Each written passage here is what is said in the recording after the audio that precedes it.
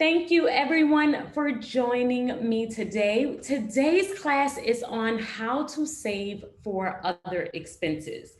Now, when I am talking about other expenses, we are talking about expenses that don't happen every single month.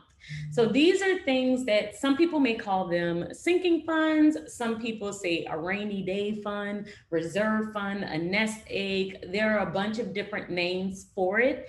But these other expenses are expenses that are not in your budget normally because they don't happen every single month. And they could be expected expenses or unexpected expenses. So we're going to dive into what are those unexpected expenses. These are the two categories that I'm normally saving for when I'm talking about sinking funds or other expenses. We're talking about the first category, which is unexpected expenses. We are talking about car maintenance, home maintenance. Sometimes you have kids expenses that just come up out of the blue. If you have small kids, then you know that they really can come up. And sometimes even if they're in high school, they're just random expenses that may come up.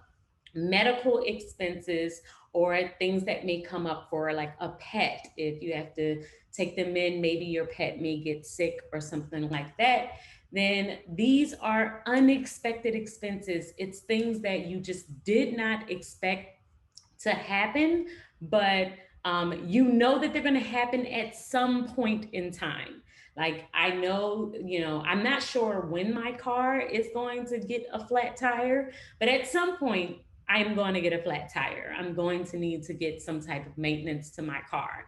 So it's the expenses that you know will happen, but you don't know when they are going to happen. And that's the very first category for these other expenses that we're talking about. The second type of expenses that we're talking about are expected expenses. Now, expected expenses are expenses that don't happen every single month, but you know when they are going to happen. Things like Christmas, it's December 25th every single year. Your birthday is on the same day every single year. Vacation, travel, you kind of know when you are going on vacation, your anniversary, and different gifts that you may need to get for certain other people's events and anniversaries and birthdays and things like that. So these are expenses that you know when they're going to happen, but you may not just have them in the budget every single month. So we are talking about those two things, expected and unexpected. The unexpected expenses are things like car maintenance, house maintenance, all of those things that just kind of come up and they just kind of come up out the blue. You don't know when they're going to happen. And then you also have the expected expenses like Christmas, your birthday, your anniversary, things where you know when they are going to happen. And you pretty much can kind of figure out how much you're going to need. You just may not be saving for them every single month. So I wanted to dive into the two different ways that I save for these particular expenses. And the main reason why we're talking about this is because these particular, since they don't happen every single month, a lot of people get surprised or almost caught off guard. And these are the ones that normally get us in a lot of trouble, especially Christmas. The average person goes into debt about $1,000 around Christmas time because they just haven't planned for Christmas and they haven't planned for car maintenance. They haven't thought about how much they're going to need or when these things, they kind of just catch them off guard. And since these are the type of expenses that usually throw off our budget the most, that's why we're talking about it today. So let's dive into the first way of how I save for these expenses. The first one is unexpected expenses. I do save for these differently. And the very first thing that I do is with my unexpected expenses, I have a set amount set aside in a savings, in a checking account, not a savings account. It's a checking account that I use specifically for this purpose. Now, Why do I do it this way instead of saving a little bit at a time all the time? The reason why I have a set amount set in my head that I am constantly moving money to this account, and I transfer money basically every time I get paid, is because I don't know when these expenses are going to occur. That's why we're saving for these differently. With unexpected expenses, since I don't know when these are going to occur, I have set up a separate checking account in which I transfer an amount of money I was transferring an amount of money every single time I got paid to this account. So it's a separate account that's I treat it as a savings account, but it's set up as a checking account. And the reason I do that, it's so that I can transfer money back and forth. So it's very important that you know the rules of the account, but I would definitely recommend setting it up as a checking account, opening up a checking account that's connected to your main account that is specifically for short-term emergencies.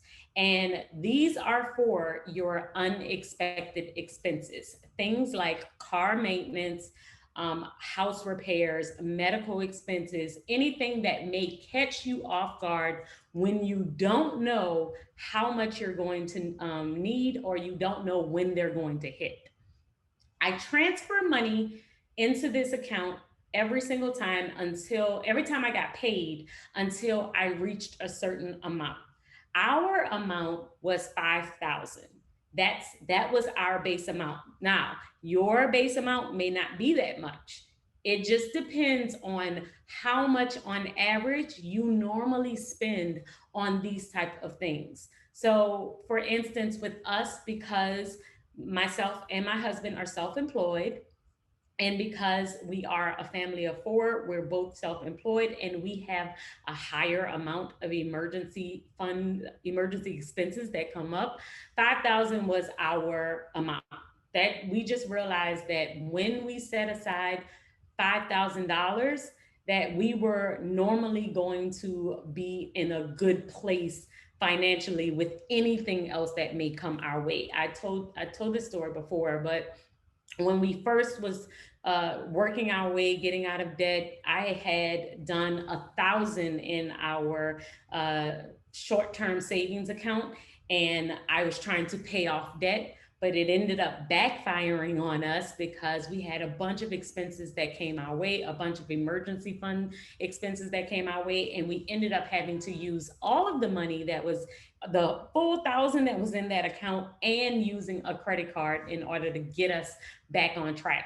So what I realized in that process is knowing the base amount that you would need is very important. If you're single and you live on your own, you're in an apartment, you don't have many other additional unexpected expenses, maybe things might come up with your car, but you don't have like house expenses or anything else, repairs that you need, then 500 may be enough for you. However, if you're married, maybe you might want to do 1,000 or a little bit more. If you have a steady job, all of these things is the different things that I want you to think about when it comes down to figuring out your base amount of how much you need for your unexpected expense account. Like I said, mine is 5,000. I do 2,000 in order to cover our bills. We talked before about my month ahead account. So with our month ahead account, that was me just putting money aside.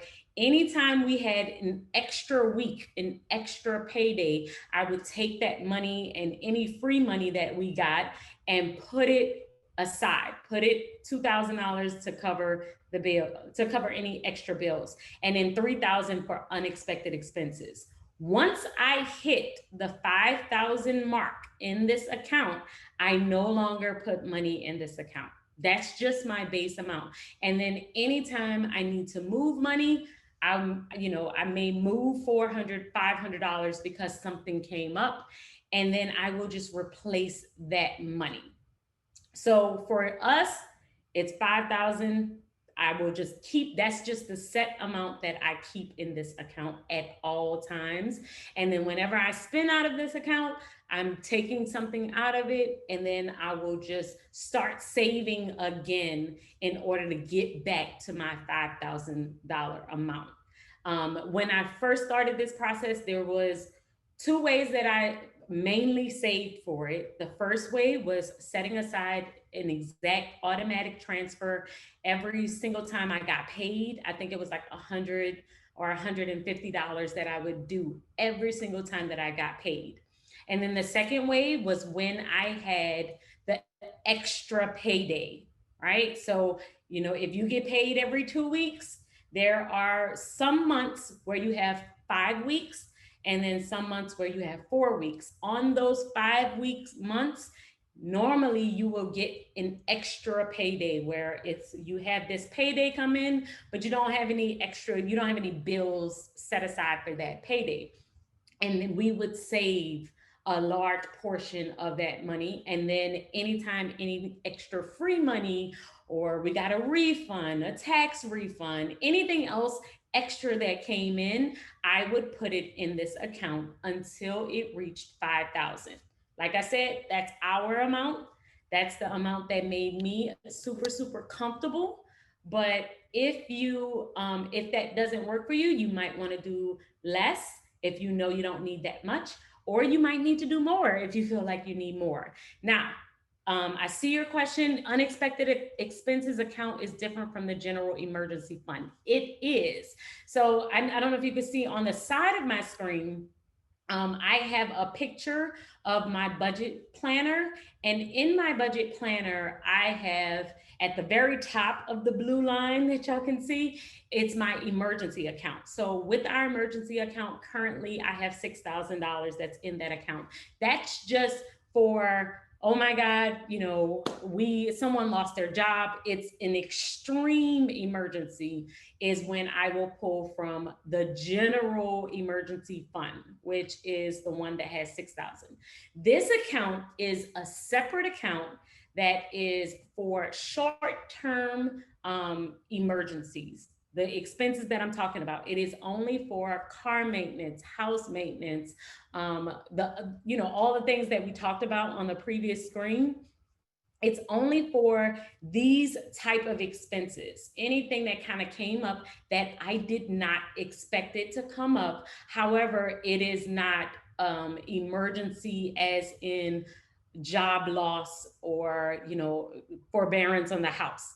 That would be an emergency. We need to make sure that we're covering the things that keep us, that's based for survival. But anything else, I normally will take out of short-term emergencies. And that is what this account is for. It's a checking account that I have connected to my other accounts. So I can transfer money very easily in and out of this particular account.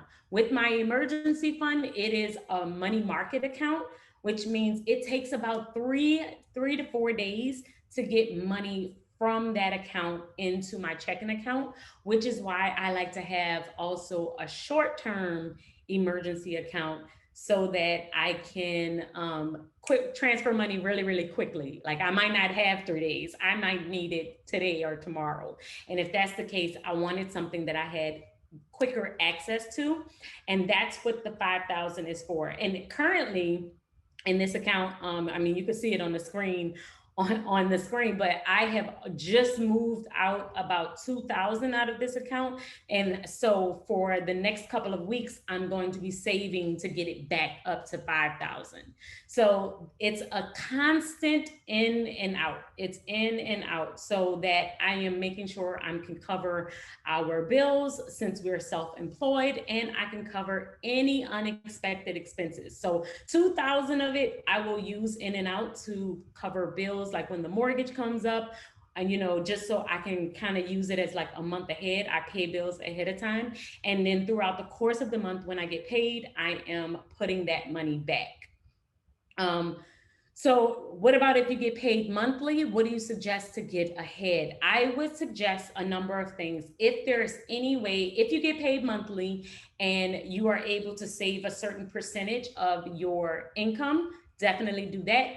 However, if all of your money is already allocated to your bills, then I would definitely suggest to look for something else. And I really think we need to do a side hustle class, because that's something else that I did during this process too.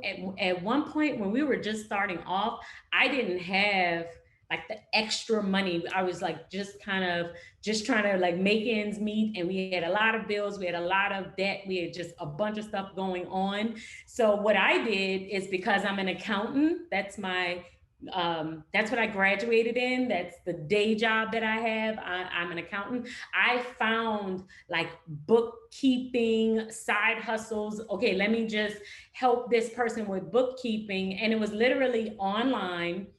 I just worked on my computer in the evening, sitting on my couch, and make my made $150 every time, every other week or so. And then I was saving that money completely. So we could definitely talk about like a side hustle class too. But anytime you get any type of free money, and I consider free money that you did not have allocated to something else. You know, it happens to all of us.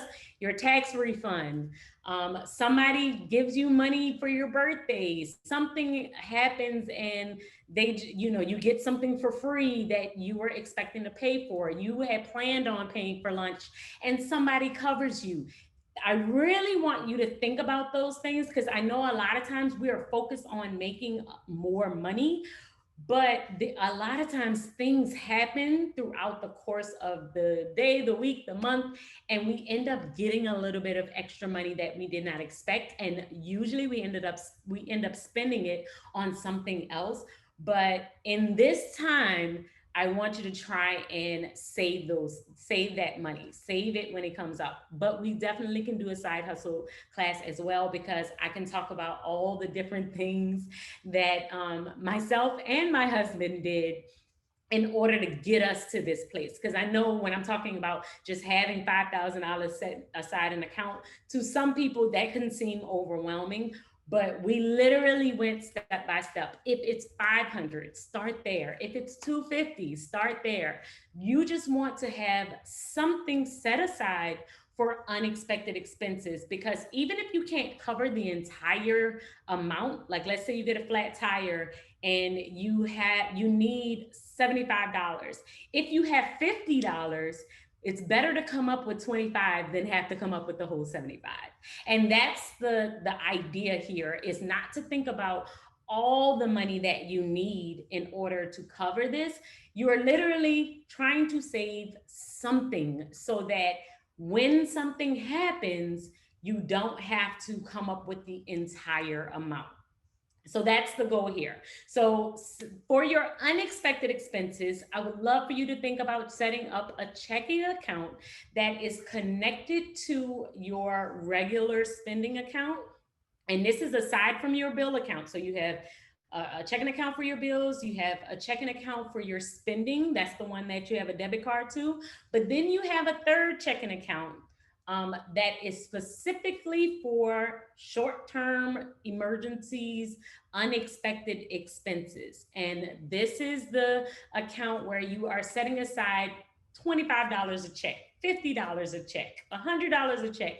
And you define what you're going to use it for. So it is for car maintenance, it's for home repairs, it's for all of those random things that come up. And the best way to know what those random things are for you is to look at your bank account, like look at your transactions and think about what happened last year.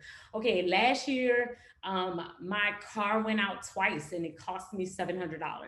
Last year, this happened in our house. That's how I came up with our number, is thinking about, okay, last year the kitchen flooded, last year the hot water heater went out. On average, these things cost us about $3,000. And that's the amount that I need to basically have set aside. So that's the first way that I am saving. Like when you shop at Publix, they offer a promotion that offers a $10 gift card when you spend $50 on a gas gift card. Yes, it's a great way to save on groceries. Yes. So even when you think about that, okay, let's say you go somewhere, this happens to me at Michael's all the time because I'm always at Michael's looking at their planner stuff, but they always have like 50% off or something that I had budgeted to spend $75, but then they had this 50% or something off, and I spent 37 instead of 75 getting the items that I want. Well, now I can put the difference in my savings account because I had expected to spend it, but I didn't have to in the end. So just thinking about it that type of way. And so I love that idea of anytime you get a gift card or they give you a gift card or you get a gas gift card, then putting that money in your savings account instead. Can you think of a time when you would have to tap into both in your emergency and your unexpected expense funds? So normally I do not tap into my emergency account unless my unexpected expense funds are pretty much depleted. Um, it's kind of like a layer on top of a layer. So if I can move the money from my unexpected expense account without touching my emergency account, I will. However, when COVID originally happened and it hit, I think at the time we had about 4,000 in my unexpected expense account. However, and both of our income was cut in half.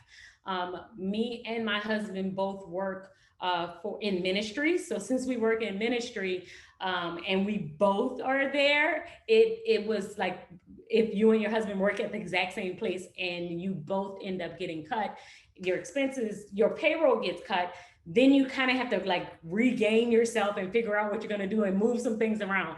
So it was like that. And in that time, I was using our unexpected expense account. I depleted that, making sure I could cover the mortgage for the next 2 months. And I was tapping into our emergency account because that was a true emergency where both of our income was cut at the exact same time.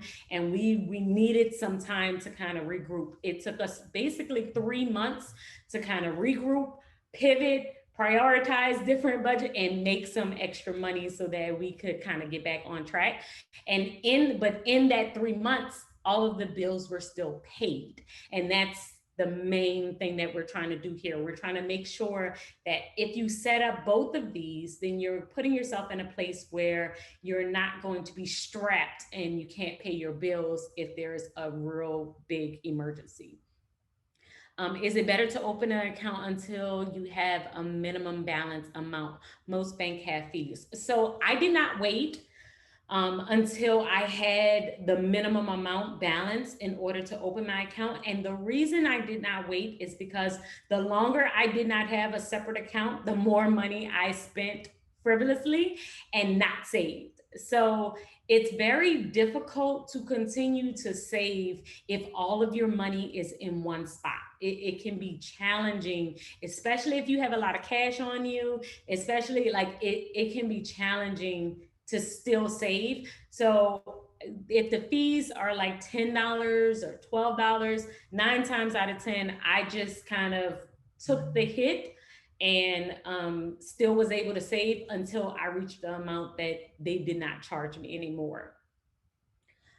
If you have 2 to 3 bills that you owe that is in savings, should you pay it off so you don't have to worry about that? Yes, I would just say do not deplete your savings in order to pay off any debt. I would definitely recommend not depleting that because that's I made that mistake where I cleared out all of my debt, but I depleted my savings in the process, and then we ended up having to like start back over, and I ended up back in debt because something came up and I didn't have the money. I'm sitting here with all of my accounts open, thinking I should move some of my savings account to my Capital One 360 since it has a higher interest rate. And still, yes. So my money market account is actually a Capital One 360 account, and I get a nice amount of interest, which is why I use it for that purpose. Okay. So now let's go into the second way that I am saving. So we just talked about unexpected expenses, me just having a set amount. My amount is 5,000, yours might be 500, yours might be 1,000, whatever that amount is, you automatically have it set aside and it just sits there. It's just waiting for when the unexpected happens. The second way that I save is expected expenses. So, expected expenses are things like Christmas, Thanksgiving, birthdays, anniversaries. These are expenses that we know exactly when they are going to occur. And this is why I save for them differently. I save for them differently because I know when they're going to happen. And now that you know when they're going to happen, time is on your side and you can save for them differently. I like to use a financial app in order to save for these expenses. Um, and with the one that I use, it's actually capital, and there is a fee that is associated with it. It could be anywhere. The base one is $3 with capital. You could use Digit too, because I know that capital is not everywhere and Digit is not everywhere. They are basically the same thing. The base amount for a capital account is $3 a month, and you literally can set it up and set up rules that associate with your checking account and have it save money for you. So here's the thing: when if you decide to do capital, if you have done it previously, oh Michelle, I'm not sure when you signed up. If you signed up a while ago, Michelle, the app could be free for you. I believe that it's not free for new people who are signing up, but it's free. Like mine is actually free because I've had it for such a long time, and I believe that they have grandfathered in certain people who either save on a consistent basis or started saving a while ago. But I just want to make it aware that they do have, most of them do have a fee if you're just signing up, and it's $3 a month. And I believe that they take it out of the savings on a monthly basis. However, if you are consistent with this app, it will benefit you much more to use it than it would be to not use it. I know a lot of people look at it like, oh, I don't want to pay a fee. I don't want to pay a fee. I don't want to pay $3. But when you look at the statistics, they say that if you don't, most people aren't going to save on their own. So it's either take $3 fee and still save 1,200 over the course of a year, or don't take the $3 fee and you may not save anything. Now, if you know you're disciplined enough to do it without the app, then I would definitely say go ahead. Save it anyway, however you see fit. You may want to continuously move even more into your savings account that we talked about before, and still kind of do it on your own. I just find that you don't end up missing the money with the app. And I love being able to set up the rules and knowing that I'm going to have the money that I need at the exact time when it comes up. Like for Christmas, I know that we're already going to have the amount that I want for Christmas. So this is just something I want you to think about. Let's see. Trying to look at y'all questions really quick. I see.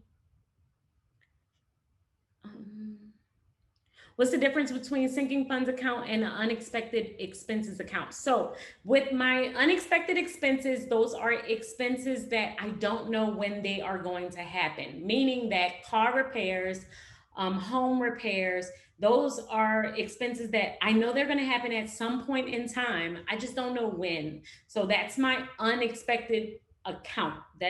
I have a set amount in that account because I don't know when something's going to happen. And if I get a flat tire today, I want to have the money already set aside. And that's why I use a checking account that has a set amount minus 5,000 that's already in there, that is ready for me if I get a flat tire tomorrow. With sinking funds, my capital account. These are expenses when I know the date that it's going to happen. So time is on my side because I know when I'm going to need the money. So the difference is basically, do I know when I'm going to need the money or do I not know when I'm going to need it? And so that's how I kind of divide up the two. Okay. So let's see. With capital, you can, this is the easy way to kind of sign it up. You download the app, you connect your checking account to the app, and then you can start to save. So that's the easy way that you can kind of set it up. My main reason for loving this account is because of how I can save money with it. So this is an exact picture of my capital account. As y'all can see, I currently have 4 sinking funds that are set up with this account. I do not save any more than 4 at one point in time. And that's just because I find that when I try and do more than 4, I usually am overextending myself and I can't do more than 4. It's way too much. So the 4 sinking funds that I currently have are Christmas, dental surgery, because I have to have my wisdom teeth pulled in January. Yay me. My birthdays is his birthday for myself and my husband and my kids, and anniversary. So these are my 4 sinking funds currently.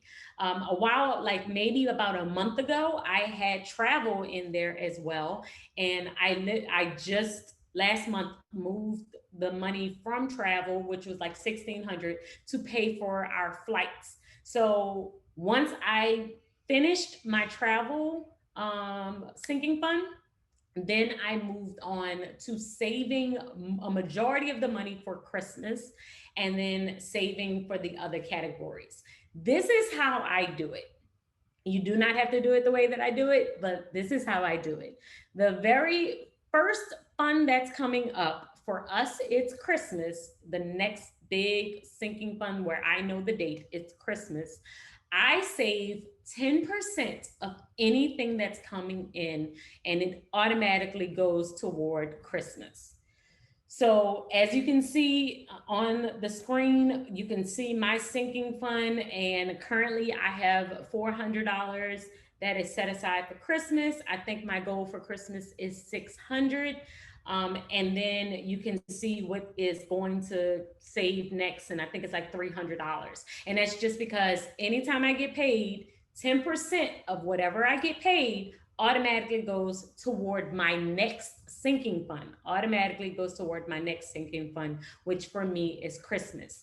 Any other sinking fund that I have, which I have 3 additional sinking funds, I have a set amount that goes toward those. So after Christmas, the next thing that I'm going to have to cover is my dental surgery, which is in January. When that happens in January, I know I needed $1,800 because, I'm out of pocket a lot for our, because I'm self-employed. So I know I needed 1,800 to cover my portion of our dental surgery, of my dental surgery. So I'm saving $150 until that point. For birthdays, I'm saving $20 every time I get paid. Anniversary, $25 every time I get paid. So I have a set amount for those 3. And then for my main sinking fund, I'm saving 10%. That's how I do it. You can do a set amount for each one of them. You could do $10, $15 every time that you get paid for every single sinking fund that you have. The goal here is to start saving something. Start saving something. I see the question, how do I track it in my planner? I have a sinking fund section in my planner, and I did not put that picture in here. I should have, but I have a sinking fund tracker in my planner. Ooh, I don't know if y'all gonna be able to see this. I might need to, let me stop my share for a second. So I have a sinking fund tracker in my planner. And with this one, I am keeping track of all of my different categories. So hopefully you can see that. But I had a goal for it was for Thanksgiving at one point, but we decided to travel for Christmas instead. And I purchased the flight, but I will keep track of how much is in my capital account on this on this tracker here. And then whenever I move the money out in order to pay for something, I just jot it down in red. So I write in black, and then I write all of the extra things that are happening in red whenever I'm taking money out, whenever I'm purchasing something. So then that way I can keep track of the different things that I have bought and how much is in each sinking fund. Of course, you don't have to do that. You can just look at the app, because the app will definitely tell you. I just like to do it because I like to kind of remind myself of why I have moved money, or how much I had saved for that particular month. The app won't tell you exactly how much you've saved for the month. And so that's why I kind of keep it in my planner as well. How was I able? Oh, you were able to save for Disney World last year. Yes, that's awesome. We're actually planning to do a Disney World trip soon, and I am planning on putting that in capital. Yep. You like it, you save $200 in a few months. Yes. The thing is that if you set it up and you set it up based on the rules, they give you a bunch of different rules. You can do a payday rule, which is based on a percentage of your paycheck. Like I said, I do 10% every time I get paid. You can do your change. You can do a set automatic amount, like say save $50 every time. You literally, there are so many different ways that you can do this, which is why I love Capital, because there's so many different ways that I can save for the different accounts that I have. So overall, how many accounts do I have? With my sinking funds, I have about 8 total. However, I am only saving for 4 at any given time. Usually it's the very next one that's coming up. And then I will save a smaller amount for the next 3 until they kind of change, until like, so at one point before this, I was saving for Thanksgiving, Christmas, and birthday, I think was the 3 that I was saving. And then once I found out that I needed to go to the dentist and Thanksgiving was done, then I switched it, and I was saving. Now I'm saving for Christmas, my dentist appointment, birthdays, and anniversaries. So, but altogether, vacation or travel could be in there at any point in time. And then if I have baby showers or other events that are coming up, or my parents' birthdays, I will rotate which one I am doing, and it will only usually be 4 at a time. What would be an example of a savings rule for capital? So you could do the payday rule, which is the payday rule is 10% or 20% of every time you get paid. Or you can do, if I spend $200, you could do a spending rule. Like if I spend $200, take out 50, to kind of balance out my spending. You can do a set automatic amount, like $50 every time you get paid, or $50 every Thursday. If it's based on a day of the week, you can definitely do that as well. My only concern is that capital will take money that I need for bills. How do you avoid that? So, if you are concerned about capital taking too much, I would definitely suggest doing the automatic amount. Okay, I'll say this before I set up the amounts that I currently have, the way that I do it, I had percentages of anytime money hit my account. I would say take out 10% for this and 5% of that and this for all of my sinking funds. And it was too much money. I was taking out too much, and I didn't have enough to cover the bills. But once I set it up to do $20 or $25 or $50 every Thursday or every other Friday, that made it to where it was only taking out that amount of money, and that it would not take out too much money. So I would say avoid all of the payday rules or the spending rules, because It may pull out too much if you swipe your card and it's trying to take your change every single time. It might take out too much. And then just do a set amount. Okay. I allow Credit Karma to take $20 out of my account and place it in the savings account. Yes, that's a great option too. If you don't want to fool with the apps, you definitely can do this with a savings account as well. Um, you can definitely have it to where it's automatically doing it for you. If you have an HSA, you would need to do a separate amount for. If you have an HSA, then you definitely probably could make that work to where you wouldn't need it for medical expenses. With us, since I pay out of pocket for a lot of our health insurance, I do like to have our deductibles and everything just automatically set aside. I have a card where I could cover some of it, but I just choose to do it this way. I like how you have it set it up, made up, making savings more manageable and easier to undertake. Good, good. I'm so happy that it's helping you. Are there planners for purchase? So if you want, I do sell my budget planner in my Etsy shop, and which my with my budget planner, I have a savings tracker, payday, budget, and all of that, and I can actually send out a link to kind of show you what's in the actual planner, but it is on my Etsy shop, so I could send that out tomorrow with the email. Would you recommend a sinking fund for something personal like a home personal sign up? Yes. Anything, I feel like sinking funds work for anything extra that you want to do. It does not have to only be for the serious stuff. Like if you want to do something super fun or go on vacation or you want to make a really big purchase, I've seen people use sinking funds for saving for houses and all kind of stuff. This is not oh, it has to be for home maintenance or car repairs. It could be for anything that you want. So, whatever you want to save for, just set it aside and make a sinking fund account for it. Um, I save money after all my bills are at the end of the month. Yes, if that works for you, yes. We save a lot of money at the end of the month as well. So I have a set amount that's automatically saved every time we get paid. But if we get extra money, because like I said, since we are self-employed, our income is not like, I don't know exactly our income. But at the end of the month, I can kind of tell if all the bills have been paid that we may have some extra money, and then I may save it or put it toward debt. I'm a teacher, widowed mom of three. I have been making 150 more since the end of September. I want to buy a house next July or August. 5,300 in savings, two check-ins accounts. Main one and the second one. The second one isn't really used for anything. I guess it could be a short-term emergency account. Yes, that's a great idea. I have 170 transferred into my savings account when I get paid on the 15th.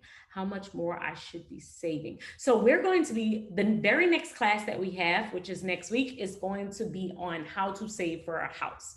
So I would love for you to jump on, Helen. I would love for you to jump on into our next class, because that will be the third and final class in our savings series, which we're kind of talking about saving for those big purchases, mainly how to save for a house. So definitely jump on that one.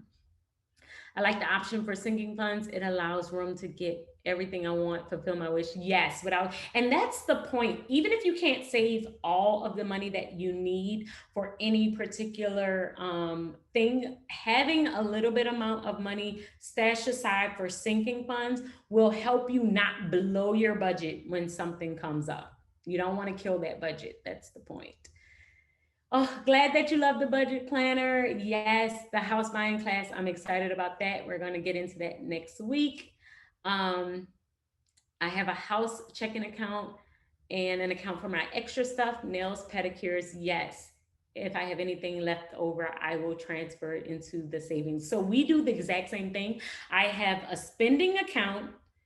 We have a bill account. Then I have the short-term savings account and the long-term savings account, which is the main emergency fund account, just so it's kind of like you, Tammy, where we will see what is going on in our spending account. That's the card that I will swipe. But if I have any extra money at the end of the month, then I may transfer it over into our savings account. Usually I'm putting it into our short-term savings, but if I have enough, like 5,000 already in that account, then it'll go to the long-term savings. So that's a great idea. Would you put money for your craft supplies and other wants in an unexpected account fund? So that's normally how I save for my planner purchases. So I save for planner purchases 2 times of the year, and it's around Christmas time. So it's in my Christmas fund. And I always do because Happy Planner has 2 releases. It's always the mid-year and the end of the year. And usually I will set aside like $150, $200, just because I like to craft. I love planner supplies and I want to have fun and buy them. So whenever that time comes around, it's already set aside. Usually in for Christmas, it's in my Christmas fund, so it's in the December fund. And then other times I may set up a personal, that's one of my sinking funds throughout the course of the year. So like every quarter I have like a certain amount of sinking funds. So I'm always saving for 4, but it's different 4. So it's like around my birthday fund, because my birthday is in July, I'm normally saving for planner, craft, fun stuff, because that's what I like to purchase around my birthday. So, like I said, you don't have to make this serious funds only. This is anything that you want to spend your money on. Literally anything that you want to have money set aside for that you may normally spend, frivolously out of your regular account. We are trying to get away from that and just have it set aside in your budget or in your sinking funds so that it doesn't blow your budget and you can spend money guilt free. You don't have to feel super guilty about it. Can you show? Yes, let me go back. I will show you the sinking fund screen. Let me share my screen so that y'all can see it. So this is the sinking fund screen. This is mine, to where I show you all of the ones that I have. Currently, I have 459 saved. Christmas is my main one that I'm saving for right now. All of the other ones have a very small amount because I just started them, because I had 4 before this one.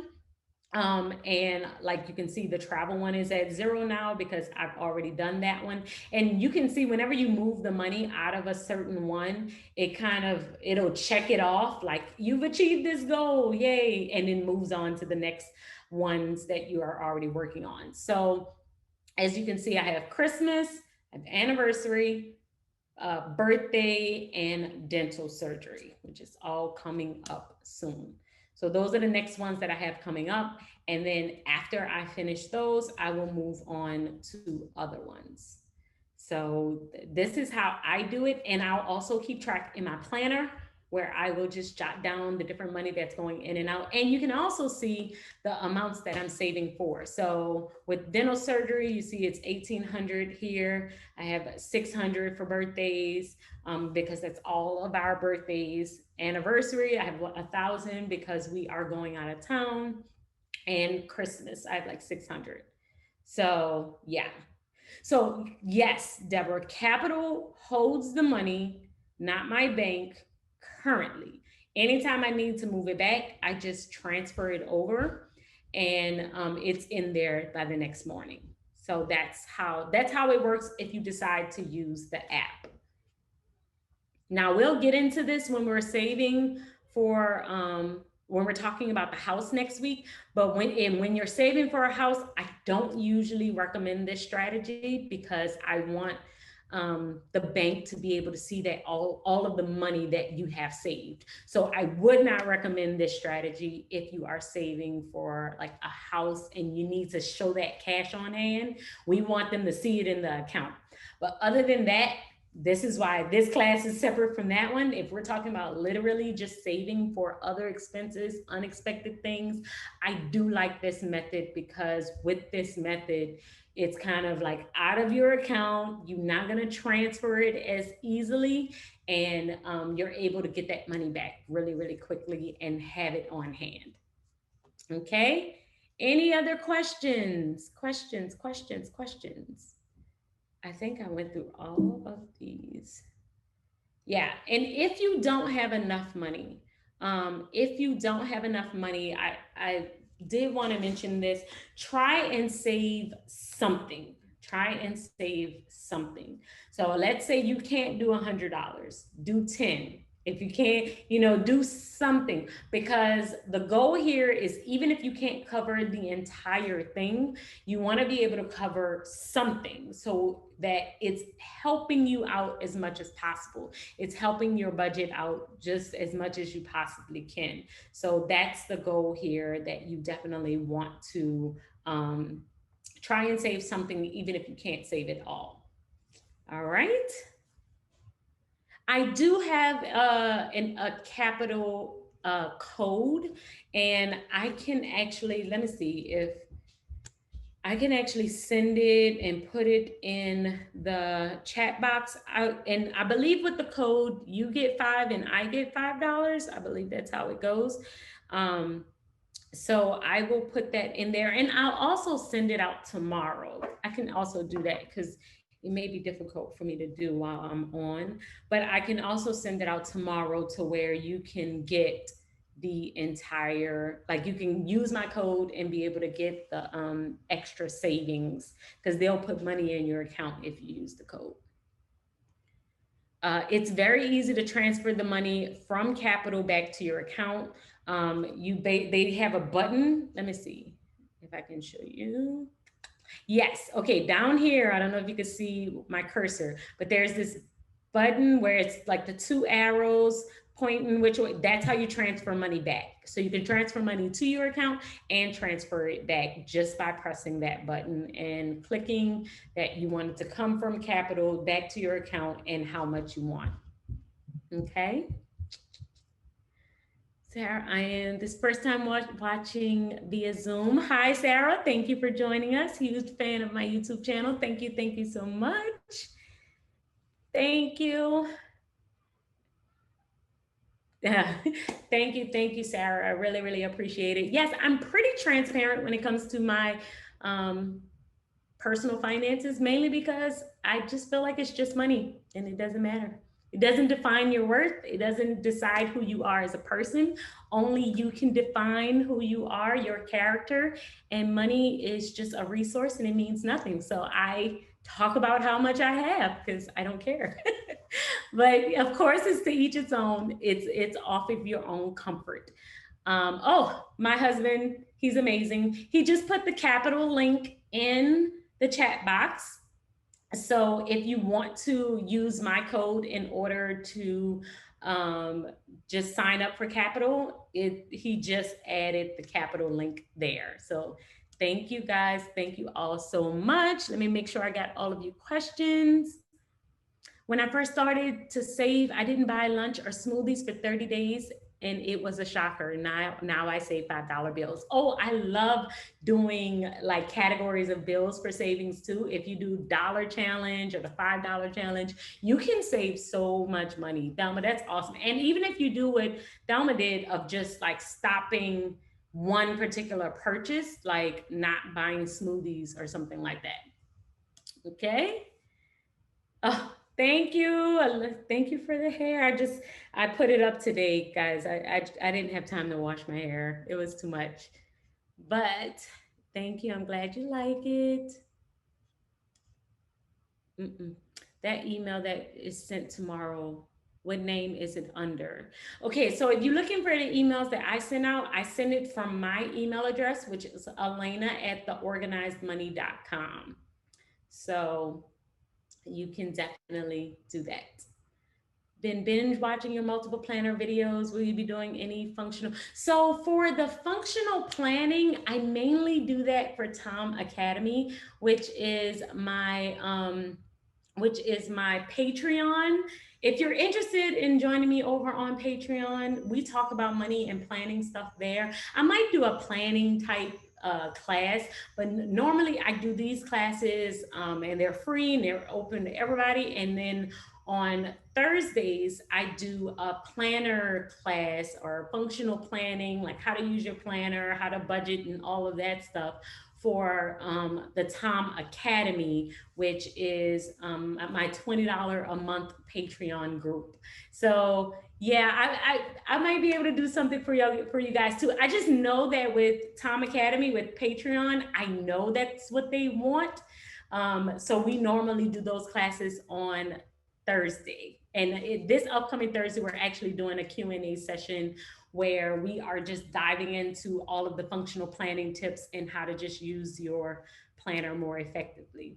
Isn't Tori helpful? I know, Michelle. He's wonderful. Thank you, Tori.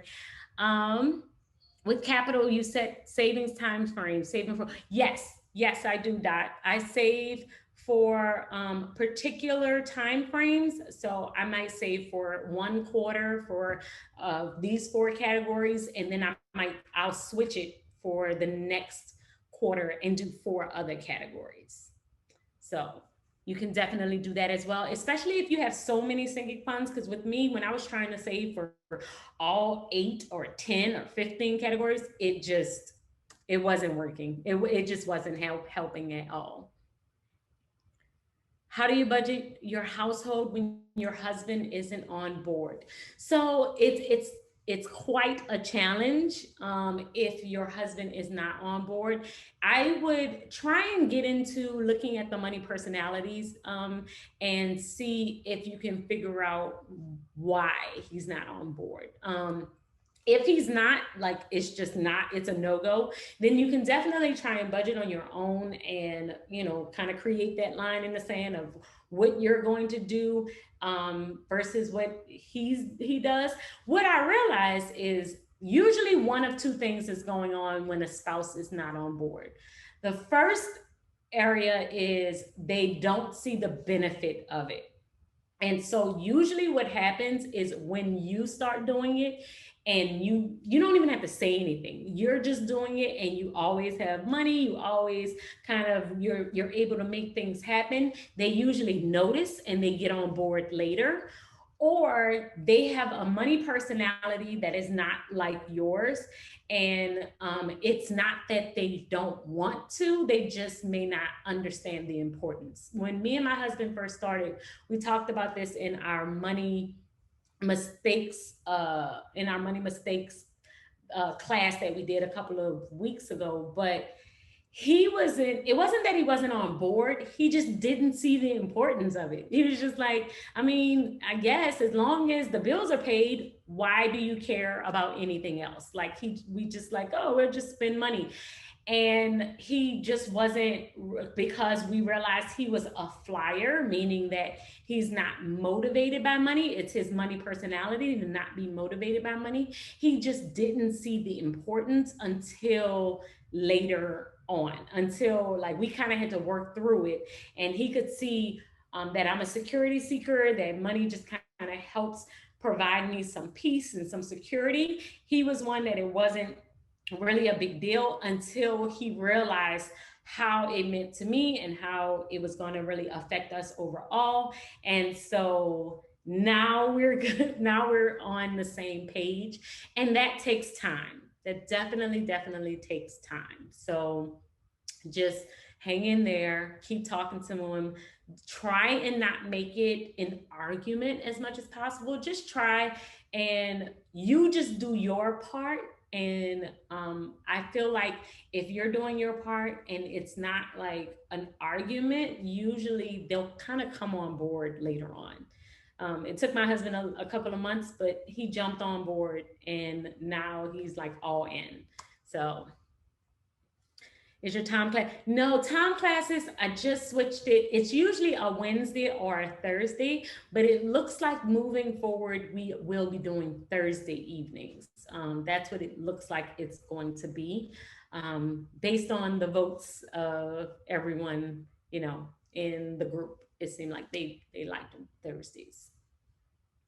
So every Thursday at 6:30 p.m. Central, we're going to jump on for Tom Academy and we talk about, usually it's like planning, organization, productivity. It's kind of usually apart from money. Sometimes we do dive into money, or it will be on making money instead of like budgeting and stuff, since I talk so much about budgeting on Money Monday. Normally, I save Thursdays for making money, productivity, and organization and planning stuff. But we could dive into money too. All right. I think I got everyone's question. Adrienne says she's doing the penny and nickel challenge. That's awesome. She'll have 4K saved. Girl, that's awesome. With just those two challenges, that's awesome. Yes. Okay, I think that's it, guys. Thank you so much, Therese. Love Pastor Tori. Yes, he's awesome. I love him too.